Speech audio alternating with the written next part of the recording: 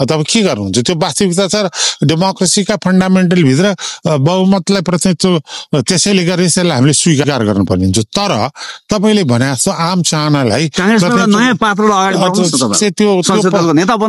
त्यो परिस्थिति निर्माण हुन सक्यो भने त्यो विषय हो। होइन भनेदेखि म त अझै के भन्छु भने हाम्रै प्रधानमन्त्री पनि फेरि हुनुभयो भने न्याय ढङ्गले चाहिँ नि पात्र भन्दा नि प्रवृत्तिलाई परिवर्तन गरेर आमूल अहिलेलाई सम्बोधन गर्ने आँट गर्नुभयो भने उहाँ चाहिँ नहुने भन्ने पनि म ठान्दिनँ।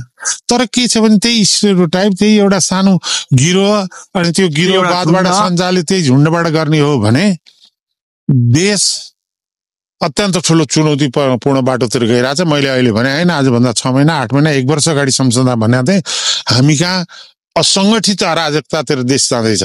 मान्छेमा व्यापक असन्तुष्टि छ। त्यो असन्तुष्टिले आउटलेट खोजिरहेछ।